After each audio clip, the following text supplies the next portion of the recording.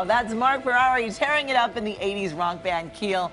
After a long career in music, Ferrari is now a rocker turned author. He has a new children's book called Don't Dilly Dally, Silly Sally, and he's here to tell us all about it this morning. Good morning, Marc. So exciting to see that old clip. When you see it, does it just bring back a lot of memories? Brings back a lot of great memories, sure. Yeah, KCAL was one of those coulda, woulda, shoulda bands back in the day. We were signed to A&M and MCA Records. 2 of our albums were produced by Gene Simmons. Yeah.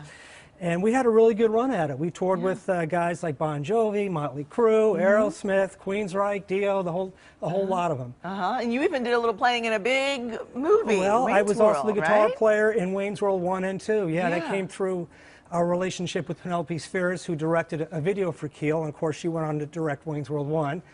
And she hired me as one of the guitar players in the film. That was a lot of fun hanging out with those guys for a whole summer. Yeah, and so how do you go from that to writing a children's book? Well, I like to say when I moved here to Los Angeles as a young guy, I got involved with the band. I went from 0 to 60 pretty quickly. Fast forward to getting married and having a little one, I went from 60 to 0 pretty quickly. Funny how that happens. It is, it certainly is. But when my daughter was about 2 or 3 years old, it became very apparent she was marching to the beat of her own drummer, so to speak, and she was constantly late for things. No matter how much we prodded her to get going in the morning for school or for parties or any other events, we were constantly running late. And one day I just blurted out, "Don't dilly-dally, silly Sally." And the phrase just kind of stuck with me, and I wrote the book as a love story to her and for her to help her with time management, because I know I'm not the only one that's going through this kind of thing. I've heard from so many other families that have dilly-dalliers or lollygaggers or procrastinators in their family, and this was written to help kids with time management. Yeah, which is pretty exciting, but I would have guessed that you would have written a little song about it. Well, that's forthcoming. That's next on the list. Now, are you going to do more? I mean, do we have to wait for your daughter to do something else? Well, you know, negative for you to come up with a new book? We're thinking this may be a series, depending on how this does out there. Maybe Don't Dilly-Dally, Silly Billy, or, you know. So we'll see. Right now, I'm having fun with it. It's been a great bonding experience for our family. And I'm really happy that this has resonated with other folks. I've heard from so many other people, as I mentioned, who have read the book, and it's helped their kids understand a little bit more about allotting more time to get ready for things. But this isn't your first book. You wrote another book. I wrote a reference book, a music reference book, a couple years ago called Rockstar 101, which was designed to help up-and-coming musicians navigate the business end of things in bands, because being in a band is being in a business.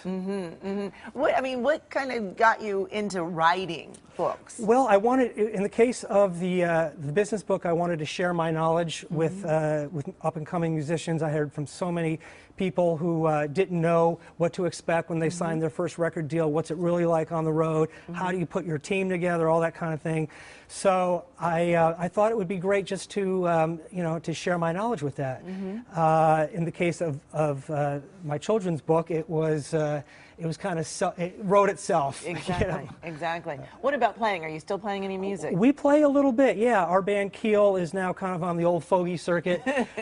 We've done a fair amount of cruise ships, and we've done some fly-in dates and so on and so forth. It's not like the old days where you get on a tour bus and you go out there for a couple months at a time. These days it's a little more sporadic, a little more specialized. It's still just as fun, I hope. It is fun. You know, there's not as much pressure anymore. You know, we go out there because we want to, not because we have to. We're not trying to sell records. We're not trying to compete with other bands. You know, we're out there having fun. It's kind of like a jalopy. You fire up the jalopy. Usually it fires up, but it's a little rusty once in a while. And without all the hair. I have a little bit left. Yeah, but not as long as in the old days. Yeah, you know what? God is it's interesting sometimes what he takes to from the hairline he gives to the waistline. So.